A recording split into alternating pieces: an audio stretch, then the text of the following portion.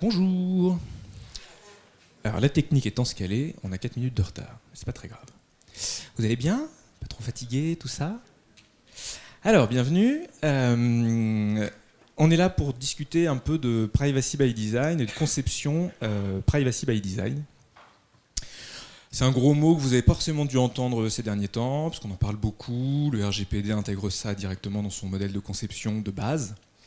Donc c'est un domaine, un pattern auquel il convient de s'intéresser un petit peu. Le truc, c'est que quand moi j'ai commencé à chercher un peu d'informations dessus, j'ai pas trouvé énormément de choses, ou en tout cas pas de choses qui soient facilement accessibles et facilement manipulables. Donc l'idée, c'est de vous faire un peu un retour de tout ça et de vous expliquer en quoi consiste Privacy by Design et comment vous pouvez envisager de l'implémenter dans vos solutions.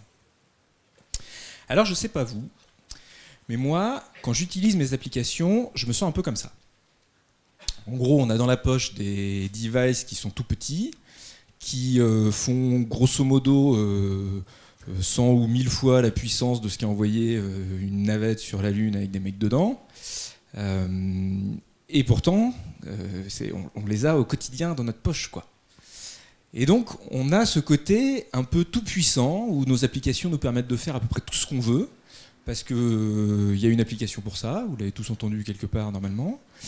Et on est heureux d'avoir ça, on est content d'avoir ce matériau dans la poche, ces applications qui nous permettent de tout faire. Et on a ce côté tout puissant, où on peut à peu près tout réaliser. En vrai, les éditeurs des applications qu'on a dans notre poche ou sur nos applis, sur nos ordis, etc., eux nous voient plutôt comme ça. Et ils n'ont pas tout à fait tort. C'est-à-dire que globalement, on est quand même des gamins attardés. On ne va pas se le cacher, on est une espèce qui met 10 à 15 ans pour être à peu près autonome, là où toutes les autres, au bout de 2-3 heures, elles gambadent dans la prairie. On est tous attachés à essayer de vivre aux dépens les uns des autres et de s'accrocher comme ça les uns aux autres, alors qu'en vrai, on n'est pas si puissant que ça, quoi. Donc on cherche à nous faire croire qu'on a ces pouvoirs magiques. Et au travers de nos applications, c'est exactement ce que veulent les éditeurs. Parce que les éditeurs se battent pour obtenir la denrée la plus rare aujourd'hui disponible sur Internet et dans votre vie au quotidien, et c'est votre attention. C'est le truc le plus rare qui existe au monde.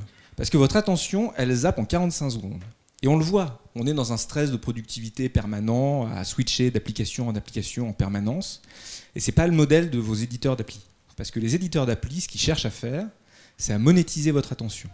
Plus ils vous gardent captif, plus ils vous gardent chez eux, et meilleur sera leur taux de transformation, et meilleure sera leur monétisation, parce qu'il ne faut pas oublier que les clients de vos éditeurs, ce n'est pas vous.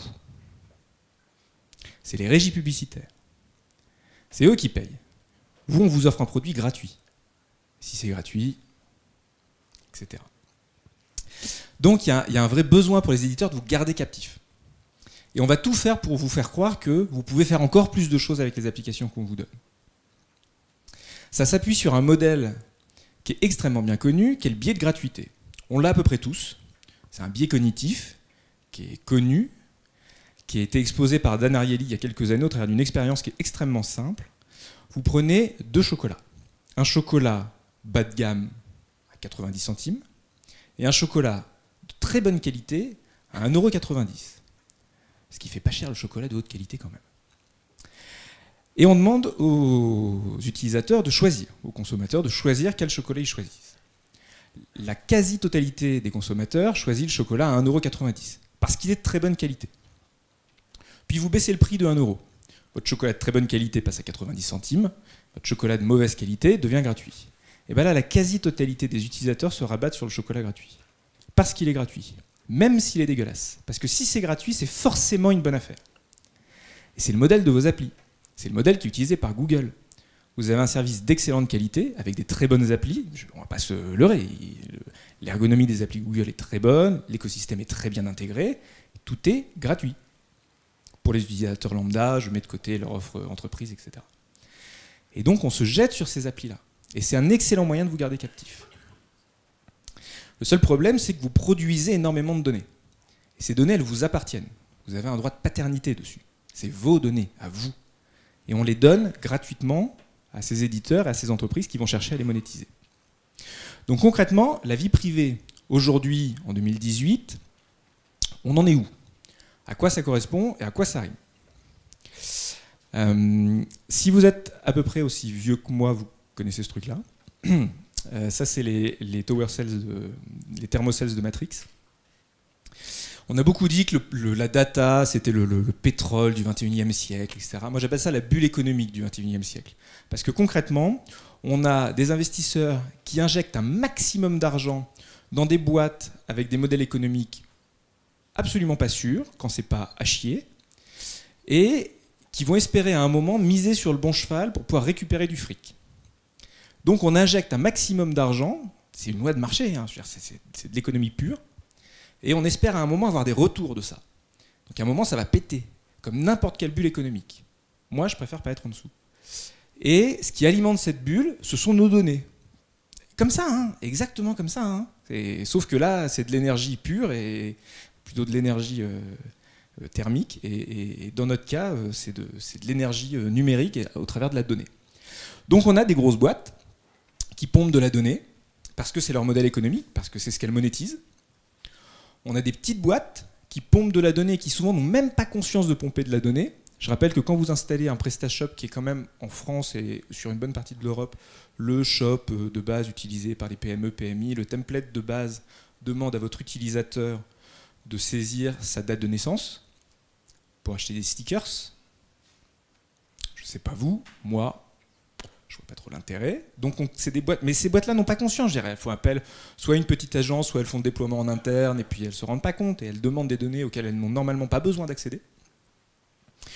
On a des startups qui pompent de la donnée parce que les grands pompent de la donnée. Donc si les grands pompent de la donnée, bah, ça veut dire que c'est comme ça qu'il faut faire. Dans les rapports internes de Facebook, Facebook se plaint énormément du fait que la seule source de flux monétaire aujourd'hui chez Facebook, ce soit la régie publicitaire. Et qu'ils aimeraient bien trouver un modèle alternatif qui leur permette de vivre, mais que pour le moment, ils n'en trouvent pas. Donc si même Facebook ne veut pas être Facebook, les startups qui tâchent d'être Facebook, parce que Facebook, ce que fait Facebook, c'est bien, je ne sais pas vous, mais moi, je ne trouve pas ça fun, et surtout pas très prometteur pour l'avenir. Donc on en est là. Mieux vaut pomper, et même s'il ne se passe rien, plutôt que de risquer de s'arrêter de pomper et qu'il se passe quelque chose si on ne pompe pas. Donc on pompe de la donnée, à tout va. Et cette donnée, elle circule, elle se balade un peu partout. Et à un moment, bah, va bien falloir faire avec. Alors, petite histoire. Certains d'entre vous savent ce que c'est que cette image. Ok. Ça, c'est le logo de Cambridge Analytica en 2016 pendant la campagne présidentielle de Trump. Donc Cambridge Analytica, je rappelle l'histoire. Cambridge Analytica est une solution, ou plutôt un service filial d'un armateur, quelqu'un qui produit des armes. On tape sur les gens avec quoi.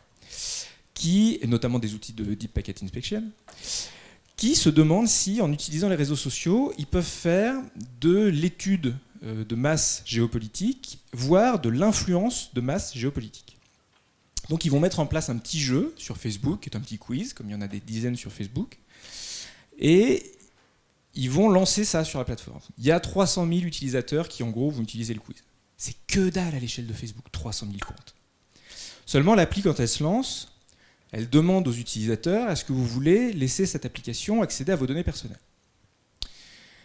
Et quand on accepte, l'appli accède à nos données personnelles, mais elle accède aussi aux données personnelles de nos amis et aux données personnelles des amis de nos amis, et ainsi de suite. En fait, ça utilise un trou de permission dans Facebook, ou en tout cas une largesse laissée dans les permissions de Facebook. De fait que les premières enquêtes ont montré qu'il y avait quelques millions de comptes qui avaient été touchés par le phénomène et par l'extraction de données menée par Cambridge Analytica, jusqu'à ce que les dernières enquêtes expliquent que, visiblement, c'est la totalité des comptes Facebook qui auraient été absorbés par Cambridge Analytica. La totalité. On parle de plusieurs milliards de comptes d'utilisateurs au travers du globe. C'est délirant. Et ça a été absorbé. Et ça a été absorbé pour une bonne raison, c'est que les gens ont cliqué. Les gens ont dit oui. Parce qu'on éduque nos utilisateurs depuis des années à ne pas lire les conditions d'utilisation. Alors dire que les conditions d'utilisation c'est chiant, qu'il faut signer avec son sang au bas de la feuille et que peut-être après tu pourras utiliser l'appli, qu'il faut faire suivant, suivant, suivant, installer, fini. Et donc ça fait 30 ans qu'on leur rabâche, lis pas, vas-y, tu valides et tu passes quoi. Donc qu'est-ce qui se passe quand les gens voient popper une boîte de permission, ils disent ouais ok j'accepte, et les gens ne lisent pas, les gens ne lisent plus, parce qu'on leur a appris qu'il fallait pas le faire. Donc on a un vrai problème. Aujourd'hui la vie privée pour un utilisateur ou une utilisatrice, eh ben ça ne correspond à rien. Déjà, on leur donne l'impression de pouvoir manipuler des choses et de pouvoir se protéger, ce qui n'est pas toujours vrai. Ensuite, on essaie d'étendre ça de façon très exhaustive. Alors, je ne sais pas si vous avez déjà cherché à régler vos permissions ou vos réglages Facebook de façon fine, mais personne n'a vomi du sang, quoi. Enfin, juste, c'est immonde, quoi. C'est réglé dans des milliers de panneaux, rien n'est simple, on ne comprend pas à quelle permission correspond quoi. Enfin, c'est un enfer. Donc en plus, on donne l'illusion aux gens qui vont pouvoir se protéger très finement parce qu'il y a des multiples niveaux de granularité possibles. Et s'il y a un cas qui n'a pas été pensé, typiquement le cas de Cambridge Analytica où on peut laisser accéder des données, d'amis, et on n'a rien pour s'en prémunir. Après on dit bah oui, mais moi j'avais bien serré les permissions, j'avais fermé le robinet. Oui, mais le robinet là, il n'y en avait pas. Dommage. Donc en plus, c'est une fausse illusion de protection. Et puis surtout, tout le monde s'en fout, quoi. On n'a pas éduqué nos utilisateurs à s'en soucier, donc du coup, personne n'y fait gaffe. Donc il va falloir revenir là-dessus.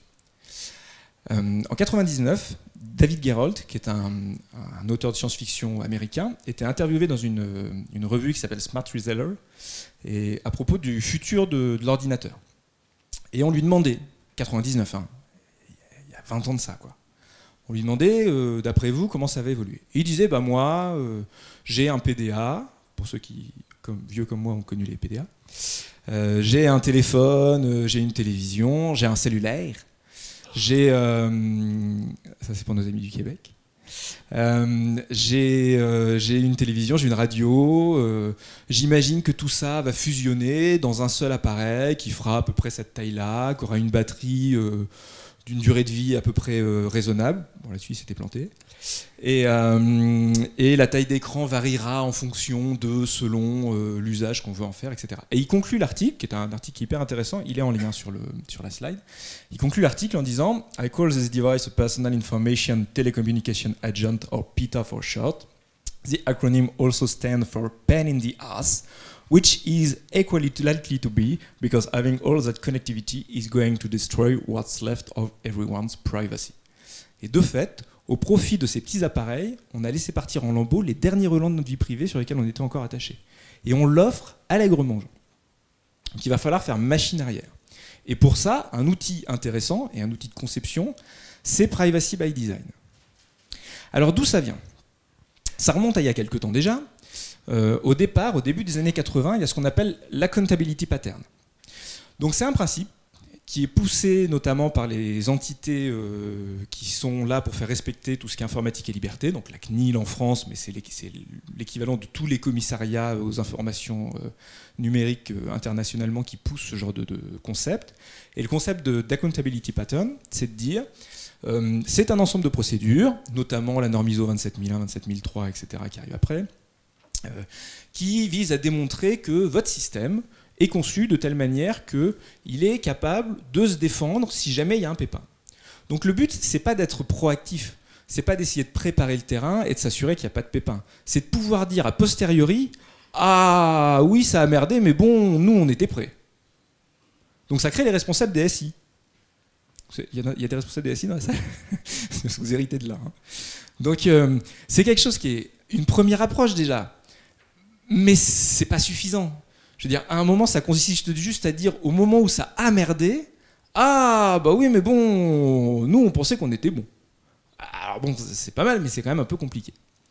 Du coup, en 95, il y a une nouvelle idée qui émerge. Elle est menée par un travail de recherche, à la fois par l'équivalent de la CNIL en Ontario, au Canada, et l'équivalent de la CNIL aux Pays-Bas, et une université qui travaille sur les problèmes de vie numérique aux Pays-Bas. Et donc ces trois structures travaillent ensemble sur un document de recherche et finissent par en faire émerger le concept de Privacy by Design. Et ils font sortir de ça un document qui s'appelle les 7 lois de l'identité. Et les 7 lois de l'identité, ça décrit ce que devrait être Privacy by Design. C'est un travail universitaire. C'est long, c'est dense, et surtout, il n'y a pas beaucoup de mise en application possible. Ou en tout cas, on ne dit pas, il faut faire ça, puis il faut faire ça, puis il faut faire ça. Juste, on donne des éléments. Alors les 7 lois d'identité, elles sont là. Vous les retrouverez parfois sous des dominations un peu différentes sur Internet, mais les lois de base, celles qui sont dans le document original, sont celles-là, et ce sont toujours celles qui prévalent à Privacy by Design quand vous cherchez à le mettre en place. C'est petit 1, un système qui soit proactif, Donc on cherche à prévenir tout ce qu'il va y avoir. Donc on n'attend pas que ça pète, on se demande comment ça va péter, et on anticipe avant que ça pète. On fait de la vie privée le réglage par défaut. Donc ce n'est pas une option à rajouter, mais c'est par défaut, on protège la vie privée de l'individu. On inclut la vie privée et la protection de la vie privée dans le design de l'application. Ce n'est pas des modules à rajouter, ce n'est pas des applis à rajouter, c'est de base dans votre service, dans votre appli, c'est là. Il n'y a pas de perte de fonctionnalité. Ce n'est pas parce que je désactive des settings ou que je désactive certaines fonctionnalités internes dans mes réglages que ça me fait perdre l'accès à mon service et à ce qu'on me propose. Je dois pouvoir continuer de m'en sortir. C'est de la protection point à point, donc via du chiffrement et tout au long de la vie de l'application. C'est fait de façon lisible et transparente, donc c'est documenté, il y a des explications claires, il y a des éléments de réponse possibles, il y a des points de contact possibles pour expliquer ce qu'on fait en termes de protection de vie privée. Et surtout, c'est centré sur l'utilisateur. On revient à l'utilisateur et notre client. Pas la régie pub, pas la boîte qui veut pomper de la donnée, pas... c'est l'utilisateur et celui qui se sert de l'appli. Donc normalement, là, voilà, on est en 95 et on est bien avancé. Hein.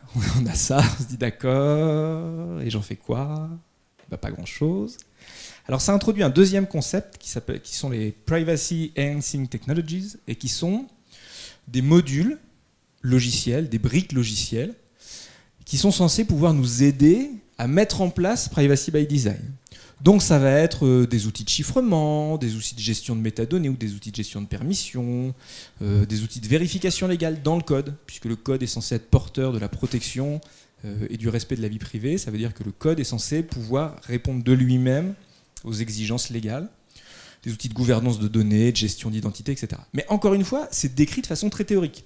À un moment, on ne nous fournit pas un module en disant « Tiens, voilà, la crypto, c'est comme ça, boum ». Non, on dit « Oh, la cryptographie, c'est bien, il faudra en faire ». On est en 95, hein, il y a 25 ans, hein, donc presque. J'arrondis, c'est plus simple. Donc en pratique, aujourd'hui, à quoi ça correspond? C'est un peu le but. Aujourd'hui, on a une première étape, c'est dès la conception.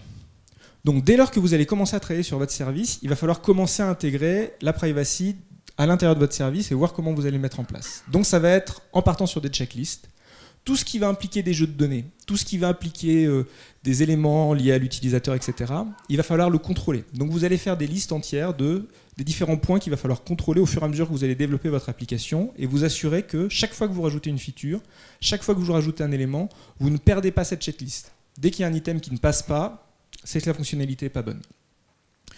Vous vous assurez que toutes les personnes qui vont travailler sur le projet soient sensibles au travail sur la donnée personnelle. Il faut que les gens soient conscients qu'ils manipulent de la donnée, que ce soit parce qu'ils les manipulent physiquement, c'est des prestataires de services qui travaillent sur des fichiers, ou parce qu'ils travaillent sur des briques qui automatisent une partie, toute ou partie de votre service. Vous ne demandez jamais plus de permissions que nécessaire, donc vous oubliez le fait de demander accès à la vie totale de l'utilisateur et notamment son anniversaire pour lui vendre des stickers. Et puis surtout, vous auditez, vous testez, vous pen-testez, voilà, vous faites en sorte que vous puissiez contrôler en permanence ce qui se passe. Donc concrètement, en termes d'implémentation, ça veut dire que à chaque fois que vous mettez en place une feature, vous revalidez votre checklist. Si vous pouvez automatiser le test de cette checklist, c'est très bien. Faites-le au travers de tests fonctionnels sur des plateformes variées, c'est toujours mieux. Vous ne travaillez pas sur des jeux de tests qui viennent de la prod. Ça semble aller de soi, mais bon, imaginez si les devs de Facebook travaillaient sur la base de Facebook. Je tape beaucoup sur Facebook. En vrai, ils le font, mais vous oubliez tout ce qui est framework de permission avec les demandes de permission tout près, notamment quand vous faites de l'embarqué type Cordova, etc. Ne serait-ce que parce que, comme ces applis, ces frameworks ne savent pas ce dont vous allez avoir besoin, ils vous demandent l'accès à la terre entière. Et donc, du coup, c'est tout de suite très effrayant. Pourquoi ma banque veut accéder à mon carnet de contact, mes photos, mes agendas et les mensurations de mon chat? Et souvent, c'est parce qu'ils ont juste embarqué un framework qui demande toutes les permissions, alors qu'en fait, ils n'ont besoin de rien, ou très peu. Donc on oublie les frameworks de permission tout près. On met en place des tests fonctionnels sur des environnements multiples. Donc c'est ce que je vous disais. On automatise au maximum. Typiquement, si vous faites de l'appli web, puisque le web est le futur du monde. Et on le sait depuis bien longtemps déjà. Vous le faites ça sur des plateformes type BrowserStack, où vous êtes capable de tester et d'automatiser, parce que c'est pas parce qu'une checklist est validée sur une plateforme qu'elle sera validée par toutes. Il se peut que vous ayez une plateforme, on est quand même sur des environnements d'exécution très hétérogènes, donc ne perdez pas ça de vue, ça peut péter. Ça va péter. C'est surtout ça qu'il faut vous dire. Concrètement, en termes de checklist, il y a un site qui s'appelle gdprchecklist.io, qui est un excellent point de départ. Je ne dis pas que c'est exhaustif, je ne dis pas que c'est suffisant. Juste quand vous commencez avec ce type d'outil, ça recense à peu près tout ce qu'il y a. Gestion de données, gestion de comptes, gestion de permissions. Voilà, vous avez à peu près tout là-dessus. Vous commencez déjà à faire votre checklist à partir de là et vous avez une base de travail. Et après, vous le customisez par rapport à vos propres outils, vos propres besoins, votre service, votre application. C'est une bonne base de travail de départ. En termes de demande de permission, moi je suis assez fan de ce qu'ont fait Femmes Numériques. Vous me direz ce que vous en pensez. L'idée de Femmes Numériques, c'est que quand vous arrivez sur la home, vous avez ça. Donc votre home d'accueil, etc. Vous avez le fameux bandeau cookie, parce qu'on a la GDPR, mais on a toujours le bandeau cookie. Donc il faut faire les deux. Donc pitié, ne polluons pas plus que nécessaire. Donc eux utilisent le bandeau cookie d'une façon extrêmement intelligente. Ça vous dit, si vous voulez accéder aux différents services de ce site, on va avoir besoin de poser notamment des cookies sur votre site. Donc tant que vous n'avez pas accepté, on ne pose pas de cookies. Première bonne pratique.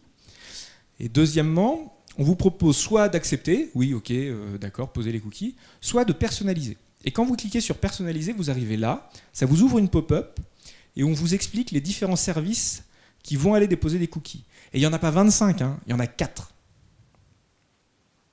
Et sur les 4 services, on vous dit à chaque fois quel est le service, quelle est une brève description, un lien pour pouvoir aller chercher des infos supplémentaires et on vous permet de l'activer ou de le désactiver individuellement. Et vous avez aussi la possibilité de tout activer ou de tout désactiver si vous ne voulez pas.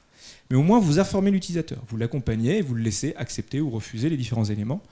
Et tant que vous n'avez pas accepté, il n'y a pas de cookie de poser. C'est pas j'en ai posé un et après je te dis ah au fait, j'en ai collé un là. Ensuite, à l'exécution.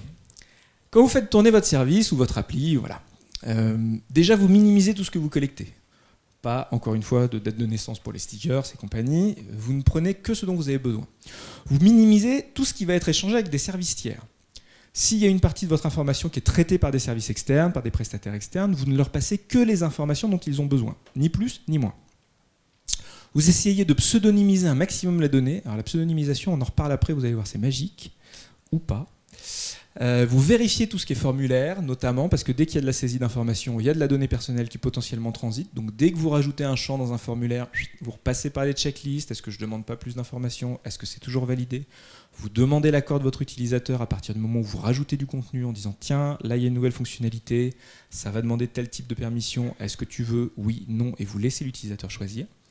Et surtout, vous supprimez régulièrement la donnée qui est collectée. C'est-à-dire que, je rappelle à toutes fins utiles que le GDPR vous demande de ne pas conserver de données sur une durée de vie supérieure à ce qui est nécessaire pour son traitement. Donc si ce que vous collectez, c'est de la trace d'usage, par exemple, pour faire de l'analyse de segments de données, bah vous faites vos modèles statistiques, et une fois que vous avez bâti vos modèles statistiques, vous dégagez la donnée. Vous n'en avez plus besoin. Vous ne la conservez pas plus que nécessaire. Donc en termes d'implémentation, ça veut dire que, idéalement, vous vous appuyez sur des services de gestion d'identité, vous ne le faites pas vous-même, parce que quand on le fait nous-mêmes, c'est toujours pareil, on le fait mal, et du coup ça pète. Donc comme ça vous décharge de tout ce qui est partie protection, gestion d'identité. Vous en avez plein, hein. Auth0, OpenID, allez-y. Hein. Vous hachez, chiffrez, tokenisez ce qu'il y a dans votre base de données au maximum, tant que ça ne compromet pas votre service et que ça ne complique pas trop la vie de votre utilisateur. Vous essayez de permuter, de substituer, de changer les jeux de données, tout ça c'est tout ce qui est pseudonymisation.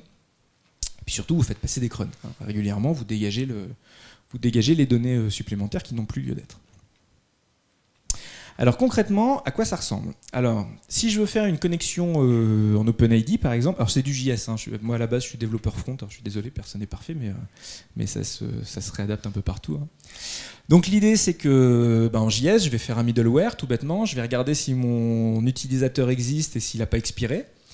Et si jamais il a expiré, je vais d'abord demander le chargement de l'utilisateur, donc je vais décrocher sur le service d'OpenID, où l'utilisateur va s'authentifier, donc sur une plateforme dédiée qui est là pour gérer son identité.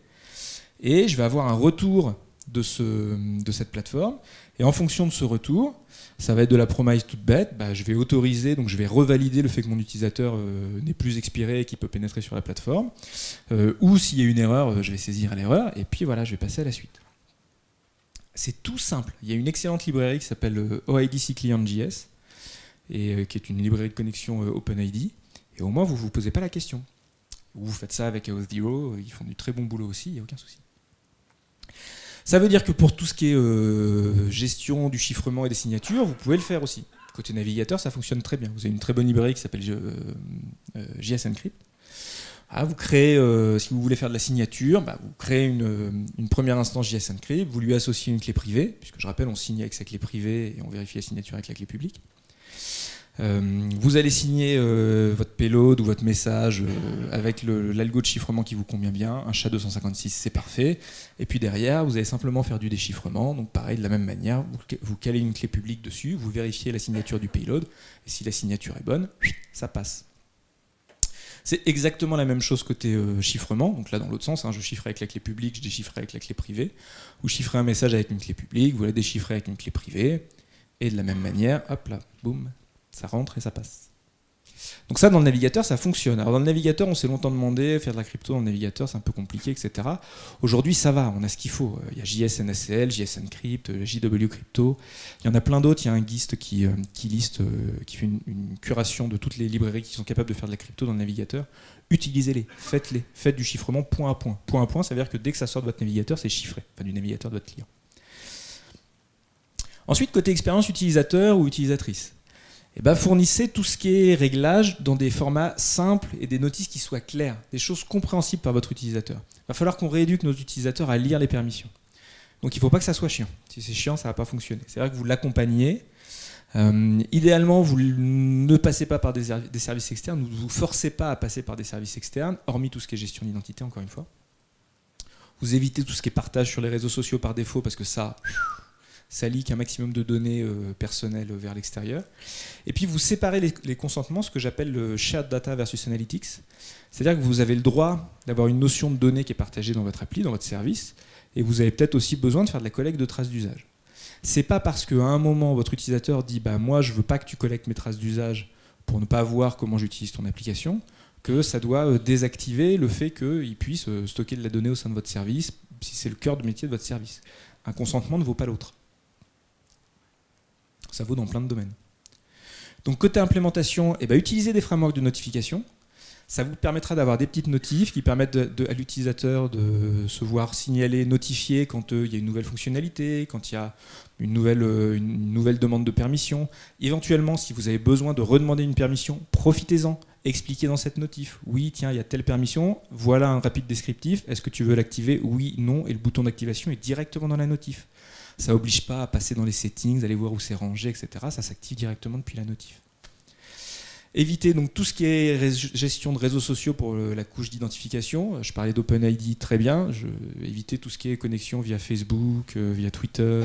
Parce que là, c'est pareil, quoi. On fait circuler un maximum de données entre les plateformes. Évitons cette dépendance-là.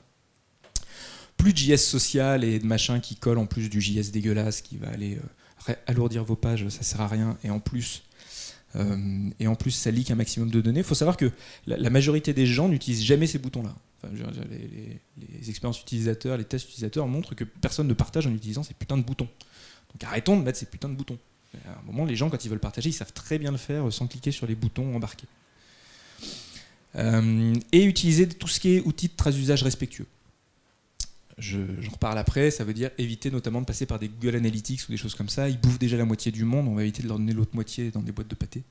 Ça sera plus efficace. Alors concrètement, côté notification, dans le navigateur, alors toujours JS, tout ça, moi j'aime beaucoup Sweet Alert. Après, il y en a plein d'autres, mais je vous montre celle-là parce que je la trouve assez bien foutue. L'idée c'est que vous lancez une boîte d'alerte qui prend une chaîne de caractères en entrée pour la question que vous voulez poser dans votre boîte d'alerte. Derrière, ça utilise une promise. Donc ça récupère la valeur de ce qui aura été saisi et puis ça fait un test sur cette valeur.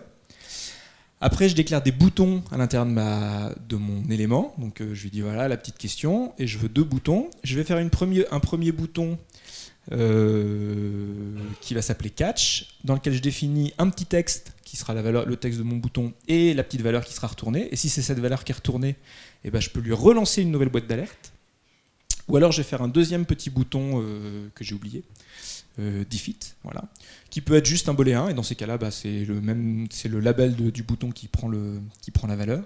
Et pareil, je teste cette valeur à la sortie, et puis je peux en faire ce que je veux. Et vous pouvez chaîner des promises comme ça, il n'y a aucun souci, puisque SweetAlert a la bonne idée de retourner des promises. Visuellement, ça ressemble à ça, de base, donc c'est extrêmement simple, c'est surtout entièrement thèmable en CSS.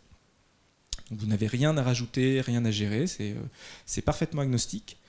Vous avez la possibilité, plutôt que de lui passer une chaîne de caractères, de lui passer un morceau de DOM. Donc ça veut dire qu'il peut ou prendre un élément de DOM, ou utiliser ce qui est dans une balise template. Si vous n'utilisez pas la balise template, utilisez-la.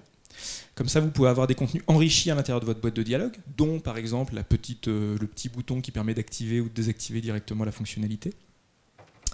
Donc voilà, c'est entièrement configurable via CSS, c'est entièrement chaînable à la jQuery, ça utilise des promises, vous pouvez faire plusieurs threads simultanés, donc vous pouvez avoir plusieurs flux de notifications séparés, ce qui permet d'éviter de polluer votre utilisateur, ce qui est plutôt pas mal, et c'est surtout compatible avec tous les frameworks de composants, que ce soit Vue, React, etc. Donc c'est extrêmement pratique parce que ça ne va pas casser votre stack technique.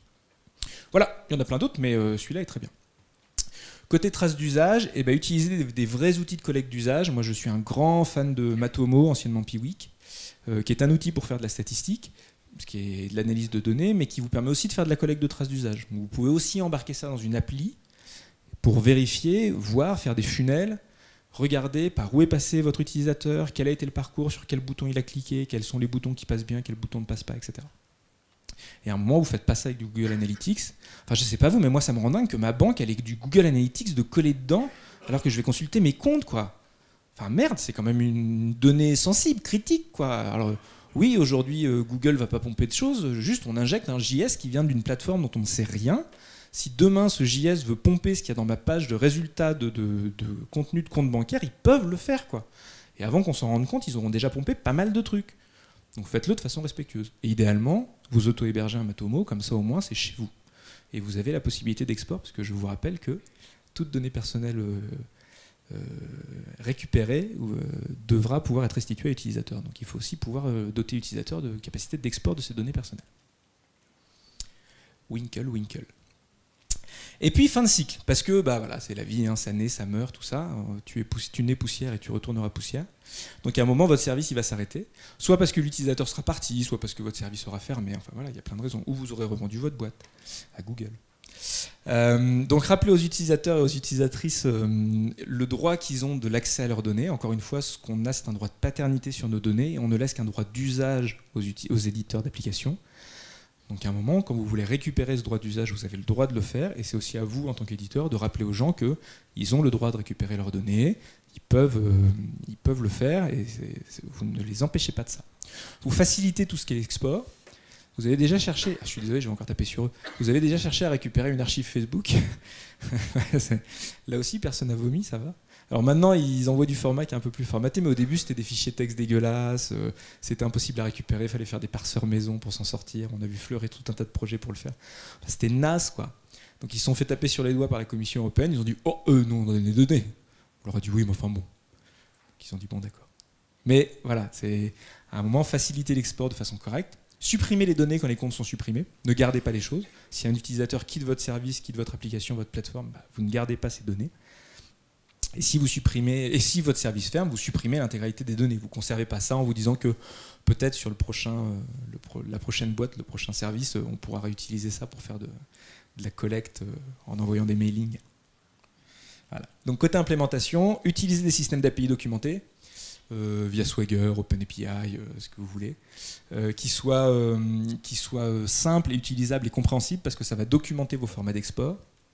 Utilisez des formats de données ouverts, de l'XML, du JSON, enfin, ça va, des formats descriptifs de documents, on en a plein maintenant. Donc appuyez-vous là-dessus pour fournir les informations.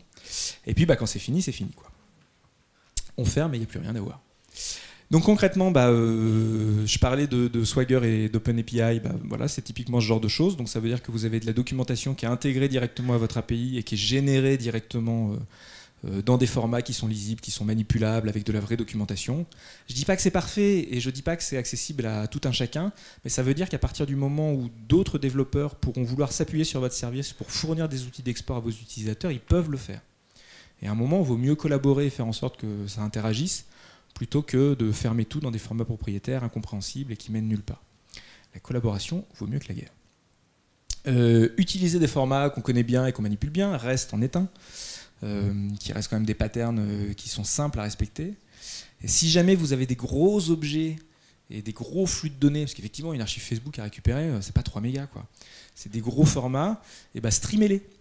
Envoyez du stream en JS, il y a une excellente librairie qui s'appelle OBOE, et qui permet notamment de faire du stream. Donc on appelle à endpoint avec du JSON dedans, le JSON va couler sans plus de questions, et puis après c'est un truc façon promise. On a en fait un parseur finalement, on va chercher à récupérer un type de node, donc là on récupère tout ce qui est node food, et puis on agit chaque fois qu'il y a un node food qui passe. Si jamais il y a un node bad thing qui passe, bah pareil, on réagit sur le node en question, et puis après vous avez une méthode down qui vous permet, une fois que tout le flux est consommé, d'exécuter des contenus. Donc ça c'est pratique parce que ça va vous permettre de façon asynchrone de récupérer des données, de trier des données et d'avoir un format qui soit correctement exposé. Donc n'hésitez pas à streamer vos objets larges. C'est toujours plus efficace que de chercher à récupérer plusieurs gigas de données et d'attendre que ça arrive et que ça pète. La librairie est disponible côté client, elle est aussi disponible côté serveur pour déclencher le stream. Donc elle peut gérer le stream côté serveur et publier le stream côté serveur. Ou alors appuyez-vous sur d'autres formats comme GraphQL. Il y a des gens qui jouent avec GraphQL, j'imagine que ouais. Ah, moins que ce que je pensais quand même. Ok, j'ai une petite dizaine de mains qui se lèvent. Et nous sommes beaucoup plus nombreux, nous sommes légion. Donc concrètement, GraphQL, comment ça fonctionne? En gros, vous définissez des schémas, avec des schémas de données, une arborescence de données si vous voulez. Vous avez du contenu qui va être retourné dans ces arborescences. Là, je mets tout en vrac, mais normalement, vous avez un côté client, un côté serveur, tout ça. Et puis après, vous faites une requête, et la requête que vous faites une requête façon SQL, façon JSON. Donc, c'est un peu comme on fait avec du NoSQL quand on interroge une base MongoDB ou pour les plus fous, ou une base CouchDB pour les plus raisonnables. Et concrètement, ça vient aussi, on le voit assez bien, avec une interface qui n'est pas forcément, vous n'êtes pas obligé de l'implémenter, mais elle est plutôt pratique, qui vous permet en temps réel de voir ce que vous demandez. Donc dans le format d'objet que vous demandez, vous vous dites, bah là, voilà, je voudrais récupérer uniquement tous les nœuds, j'interroge tous mes items de liste, j'ai une liste avec des items, j'interroge tous les items de ma liste, et je ne veux récupérer au sein de chaque nœud que le texte et l'état. Est-ce que le booléen qui correspond à ce que ma tâche est effectuée ou pas. Et je peux avoir plein d'autres infos dedans, la date à laquelle ça a été effectué, la priorité associée à la tâche, le domaine, le contexte, ce que vous voulez. Mais moi, je ne veux récupérer que le texte et l'état. Et ce que je vais récupérer à la fin, c'est un gros JSON qui, pour chaque item, ne me retournera à chaque nœud que le texte et l'état. Et je n'ai qu'un endpoint, je n'interroge qu'un endpoint à chaque fois, donc c'est toujours la même adresse que j'interroge. Et en fonction de la requête que je vais passer, je ne vais avoir qu'un ensemble de données fini. Donc non seulement vous ne vous retrouvez pas avec d'énormes objets qui arrivent et puis qu'il faut trier derrière, mais en plus, ça vous permet dès le départ de dire au moment de l'export, je ne vais pouvoir demander que tels éléments, et uniquement mes contacts et mes agendas et pas le reste, et hop, ça va redescendre comme ça. C'est un très bon moyen de faire du bon format d'export facilement utilisable et exploitable. Alors, concrètement, Privacy by Design, en termes de guidelines, à quoi ça va correspondre? Si vous vous mettez en place les différents éléments en fonction de conception, exécution, etc., dont on vient de parler, vous êtes déjà pas mal. En gros, l'OWASP, tout le monde voit à peu près ce que c'est que l'OWASP, publie une liste qui s'appelle le Top 10 Privacy Risks, et qui décrit les 10 plus gros risques liés à la vie privée en termes d'appli, de services et de réseaux. Si vous êtes capable de contrevenir à ces 10 grands risques-là, je ne dis pas que c'est parfait, je dis que vous êtes déjà dans la bonne voie. Essayez déjà de répondre à ces 10-là. On parlait de checklist tout à l'heure, c'est exactement ce genre de checklist qu'il va falloir viser en termes de résultats. Dites-vous que ce que vous cherchez à tracer, ce sont les données, pas les utilisateurs et les utilisatrices. Les utilisateurs et les utilisatrices, on s'en fout. On ne veut pas savoir à quoi ressemblent leurs données à un instant T. Ce dont on a besoin, c'est de savoir par où est passée la donnée. Dans quel tuyau elle est passée pour être transformée. On se moque de connaître le résultat de transformation. Et quand vous travaillez après sur des données statistiques et des jeux statistiques, c'est exactement ce qu'on cherche à faire pour pouvoir améliorer nos produits, on ne travaille que sur des segments, que sur des ensembles. Ce qu'on veut, c'est des grandes tendances. Savoir ce que fait un utilisateur précisément, on s'en fout. En gros, il faut appliquer le même principe de traçabilité que ce qu'on applique à la viande depuis des années. Et c'est normal, la donnée est un vivant périssable.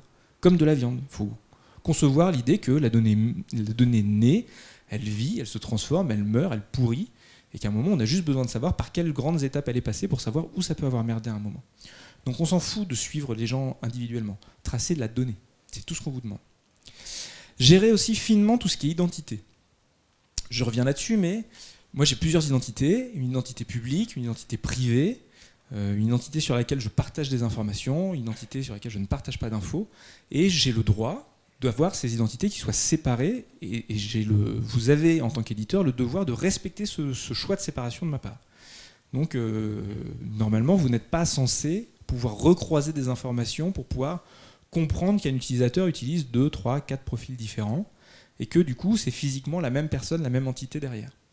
Si vous avez déjà utilisé Twitter avec des outils de gestion multi-compte type TweetDeck, etc., c'est hallucinant à quel point ils arrivent à vous reproposer des gens d'un compte à l'autre alors que vous n'avez rien en commun avec ces deux comptes. Donc il y a une séparation d'identité à garder. Essayez de pseudonymiser au maximum votre donnée. Alors la pseudonymisation, ça consiste à supprimer tout ce qui permet d'identifier facilement une personne à l'intérieur d'un document en remplaçant des informations. Je ne parle pas d'anonymisation. Anonymisation, c'est je retire tout ce qui identifie une personne. Pseudonymisation, c'est je cherche à substituer des éléments de données pour faire en sorte qu'on ne puisse pas retrouver des individus à l'intérieur d'un jeu de données. Alors typiquement, il y a un exemple, en 2016, Netflix publie une étude qui couvre le territoire américain et dans laquelle ils disent ils veulent montrer quelles sont les notes attribuées à différentes séries et pour voir un peu les grandes tendances en termes de séries, et ils cherchent à montrer ça en fonction du genre, de l'allocation, enfin de la ville et de l'âge des utilisateurs. Alors il faut savoir que des études de sociologie US montrent que en fonction de l'âge, le genre, l'orientation sexuelle et la localisation, on est capable de définir à peu près précisément qui est un individu précis sur le territoire américain. Je ne vous rappelle pas combien ils sont. Ça vous donne une idée de la précision en termes de sociaux, ce qu'on est capable de faire, en termes d'analyse statistique. Mais donc, Netflix publie cet outil et retire du jeu de données l'intégralité des infos qui permettent normalement d'identifier les gens. Tout ce qu'ils conservent, c'est le genre, puisque ça a une influence sur le résultat statistique, l'âge, la ville et la note qu'ils ont attribuée aux différentes séries, puisque l'idée c'est un peu de rassembler un peu ces éléments-là. Et il y a des chercheurs en sociaux qui se demandent si le résultat est réellement pseudonymisé et anonymisé, ou si on arriverait quand même à retrouver les infos. Et ils se rendent compte que les gens qui notent sur Netflix mettent souvent à peu près le même genre de notes sur IMDb, qui est une autre grosse plateforme qui concerne tout ce qui est cinéma et séries sur Internet. Et donc ils vont commencer un jeu de croisement et ils vont individuellement retrouver chaque personne ayant noté des séries sur Netflix, précisément, en recomparant, en recroisant les jeux d'infos, etc. C'est un billet qui est extrêmement intéressant à lire, c'est écrit en plus comme un roman policier, c'est vachement bien. Mais à la fin, encore une fois, je ne dis pas que c'est facile, je dis que c'est possible. Et là où Netflix s'était dit on a vraiment pseudonymisé la donnée, et bien finalement non, leurs données étaient quand même trouées. Donc faire de la vraie pseudonymisation, c'est compliqué. Le seul vrai moyen de le faire, c'est de faire ce qu'on appelle de la differential privacy. Alors, la differential privacy, comment ça fonctionne ? C'est de la statistique, j'adore les stats. C'est un truc assez extraordinaire.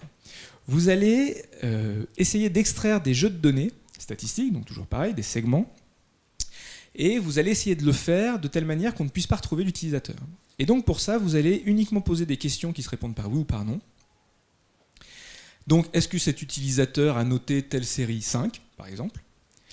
Et vous allez effectuer un premier tir de hasard. Selon le résultat de ce tir de hasard, si c'est oui, eh ben vous affectez le bon résultat que votre utilisateur a bien mis, donc oui, il a bien répondu 5 ou non, il n'a pas répondu 5. Si c'est non, vous effectuez un deuxième tir de hasard. Et ce deuxième tir de hasard, s'il répond oui, l'utilisateur aura noté 5, s'il répond non, l'utilisateur n'aura pas noté 5. Donc le principe de la differential privacy, c'est que vous intégrez du bruit au sein de votre jeu de données statistiques. Et par la magie des statistiques, qui ne sont pas de la magie mais des mathématiques, et ben à la fin, on retrouve quand même les mêmes tendances. Donc vous gardez exactement le même jeu de tendances à la sortie, juste au moment où vous voudrez extraire votre jeu de données et essayer de croiser individuellement les informations pour essayer de retrouver des gens, vous ne serez jamais sûr parce que vous ne pouvez jamais être sûr qu'un résultat donné à une question est bien le résultat qu'a servi votre utilisateur ou si c'est un résultat de hasard pur. Ça aussi, c'est du travail universitaire. Ça aussi, c'est assez compliqué à mettre en place. Il y a énormément de ressources dessus, notamment à Harvard, qui travaillent dessus.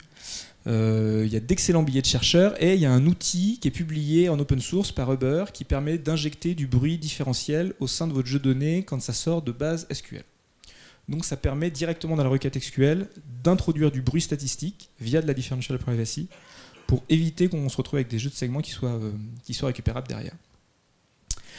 Alors, concrètement, qu'est-ce qu'il va falloir faire? Il va falloir penser la vie privée autrement. Parce qu'on parle de privacy by design, mais ça a quand même 25 ans. Et en 25 ans, je ne sais pas vous, mais moi, mes usages de l'Internet et des outils et des applications ont quand même pas mal changé. Fabrice Rochelandais, qui est un chercheur qui travaille sur les problèmes d'identité numérique et de vie numérique, écrivait en 2016 que la privacy by design est aux antipodes de la souveraineté numérique des individus parce qu'on fait sans les individus et on protège la vie privée sans définir ce que c'est.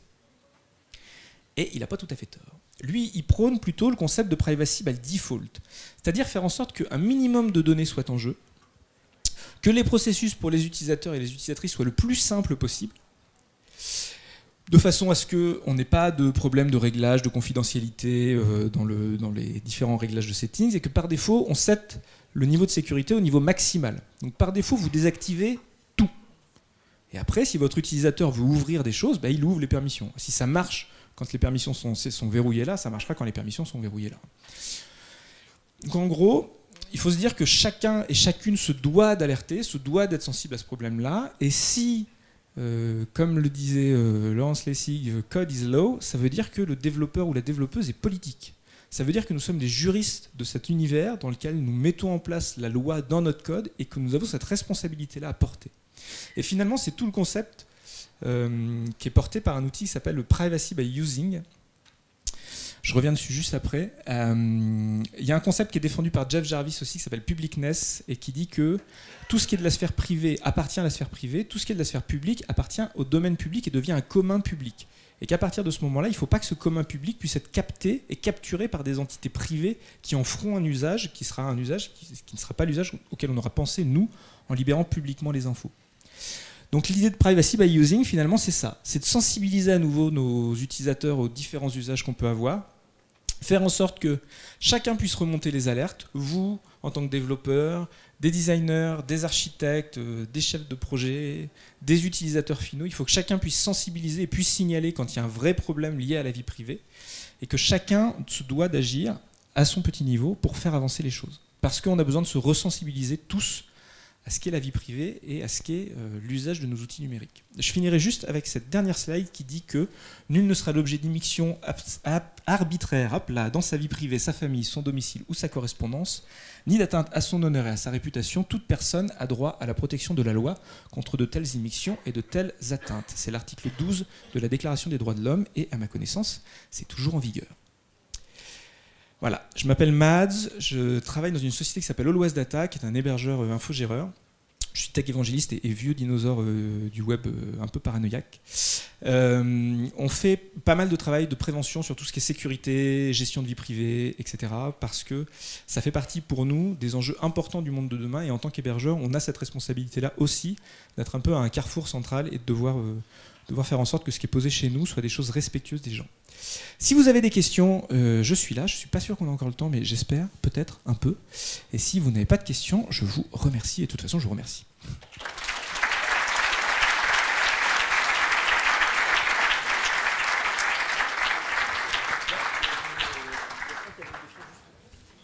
Je crois qu'il y avait une question par là.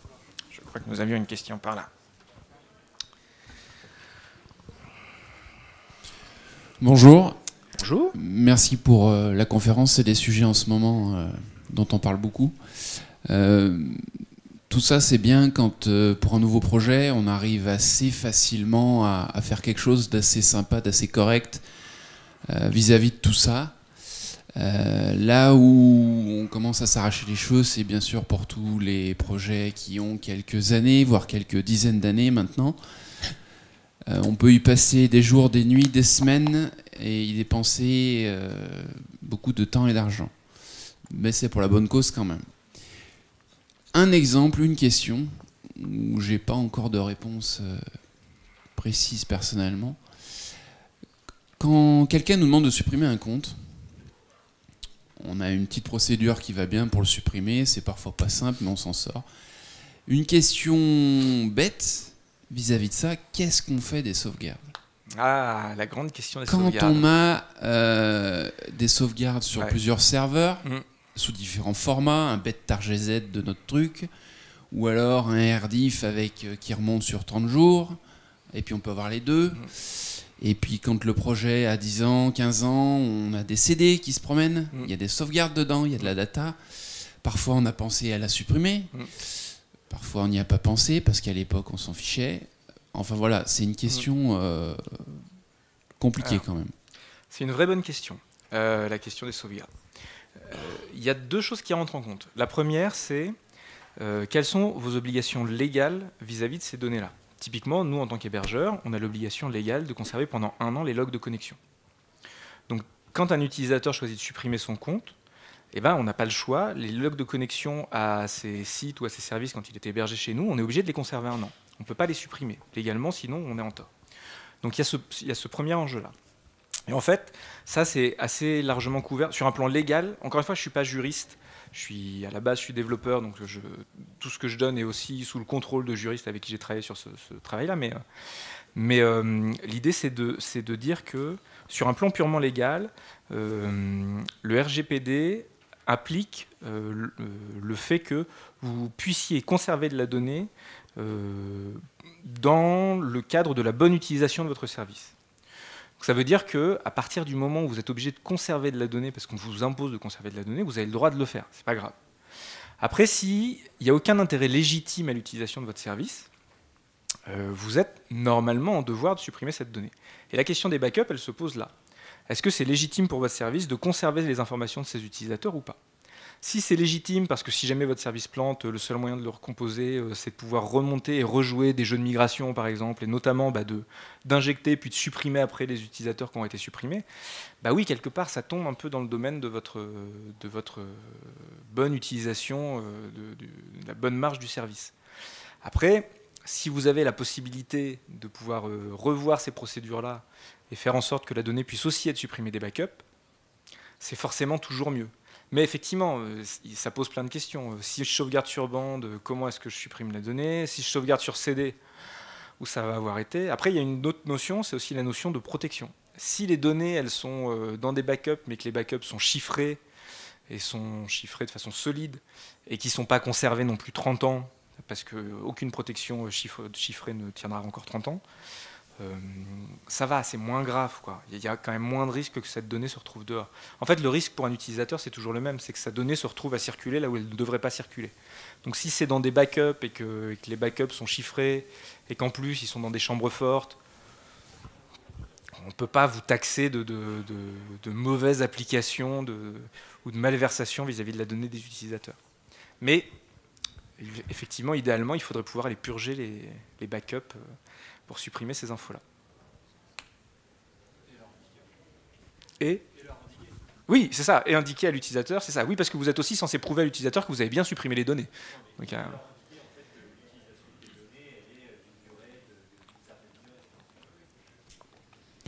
moi, j'ai une autre question, mais qui est très courte. C'est donc dans le Privacy by Design, la notion de transparence. Est-ce que le code doit être public? Alors, le code, pas nécessairement. Vous avez le droit de faire du closed source. Oh, ça aurait été génial d'imposer de l'open source. Mais non, en revanche, ce qui est obligatoirement public, c'est les procédures. C'est une documentation sur tout ce qui est procédure de traitement. Qu'est-ce qui se passe en cas de perte de données? Qu'est-ce qui se passe en cas d'attaque? Comment les gens vont être prévenus? Comment est-ce qu'on peut accéder à nos données? Comment est-ce qu'on peut demander l'export de nos données? Voilà, toutes ces procédures-là, vis-à-vis du public, elles se doivent d'être librement disponibles, sous forme de pages sur Internet, sous forme de documentation, de ce que vous voulez, mais ça doit être disponible. Le code, non. Il n'y a pas d'obligation à rendre le code public. Du coup, je voulais revenir sur le code fait loi. Je suis assez d'accord avec toi. Par contre, je ne suis pas vraiment d'accord quand tu dis que le développeur a une responsabilité de ce côté-là, parce que souvent, il va dépendre d'un commercial, d'un PO, d'un client, etc., qui va lui demander des fonctionnalités bien particulières. Ouais. Et je connais assez peu de développeurs qui ont assez de caractère ou assez de sens critique pour dire « Non, ton truc, je ne le fais pas, c'est illégal ou c'est pas bien ». Je suis d'accord. Et pourtant, vous avez le devoir de dire non. Vous avez le devoir de dire à un moment, ça ne respecte pas la vie privée des utilisateurs, et c'est non. Là où c'est très fort, c'est que maintenant que le RGPD est là, vous avez normalement tout le soutien des juristes. Il suffit de monter voir les juristes et de... Enfin, il suffit. Il convient de dire non, et si on vous dit si tu le fais quand même, eh ben, vous balancez un mail au juriste, et tout le monde n'est pas Snowden, on ne demande pas des lanceurs d'alerte délirants, quoi. Alerter, c'est aussi juste envoyer un mail au juriste en disant là, non, on me demande de faire ça, et moi je considère que c'est pas bon, qu'est-ce que vous en pensez? Je vous jure qu'il y a 4 millions d'euros minimal. Les juristes, ils sont sur la brèche pour dire on trouve autre chose, on ne fait pas. Mais oui, il faut du caractère. Et c'est toute la notion de l'éthique de nos métiers aussi. Encore juste une question très courte. Pour rebondir sur cette question, nous, on a un prestataire, une agence qui travaille pour des collectivités locales. On répond à des appels d'offres. Dans les appels d'offres, on nous demande des choses qui ne respectent pas le RGPD. Et quand on leur dit, ils nous disent vous êtes obligés de le faire, vous avez signé l'appel d'offres. Qu'est-ce qu'on fait? Vous avez le droit de saisir le médiateur de la République. Et quel intérêt? Juste, c'est des collectivités territoriales. Alors, ok, d'accord. Dans la mise en application du RGPD, il se trouve que la punition, c'est 20 millions ou 4% du chiffre d'affaires. Et c'est 20% du chiffre d'affaires capé à 20 millions. C'est-à-dire qu'on prend les deux sommes, on choisit la plus haute, et donc c'est minimum 20 millions quoi qu'il arrive. Il faut savoir que les États ont toute liberté de fixer eux-mêmes l'amende appliquée à leurs organismes territoriaux et leurs collectivités, leurs services publics, leurs collectivités publiques, et que la France a choisi, dans un souci de transparence, de la fixer à 0 €. Donc, en gros, les administrations peuvent faire ce qu'elles veulent avec les données des utilisateurs et elles seront punies à hauteur de 0 €. Voilà. Quoi qu'il en soit, il y a quand même des obligations. C'est-à-dire qu'à un moment, on est aussi dans un cadre européen légal. Et vous avez le droit, vous, de remonter ces informations-là en disant nous, on est prestataire de service, on nous demande ça, juste, c'est pas conforme. Et quand bien même ils se feraient taper sur les doigts pour 0 €, ils n'ont quand même pas le droit de le faire. Donc c'est aussi un devoir citoyen, quelque part, de dire nous, on nous demande ça, qu'est-ce qu'on est censé faire, quoi. Et à un moment, de demander un arbitrage sur une médiation publique en disant voilà, nous, il n'y a pas de souci, et on ne dénonce pas notre marché, juste, on est coincé, quoi. On n'a pas le droit de faire ça. Ah oui, je sais bien qu'il y en a tous les jours, mais regardez le temps que mettent les administrations et les collectivités territoriales à se mettre en accord avec les législations, c'est dingue. On en devient fou, hein. L'accessibilité, ça fait 20 ans qu'on se bat dessus. Il faut voir ce que ça donne aujourd'hui, hein. Donc il ne faut pas lâcher. On a tous notre responsabilité, tous notre devoir là-dedans. Je squatte. Voilà. Merci beaucoup.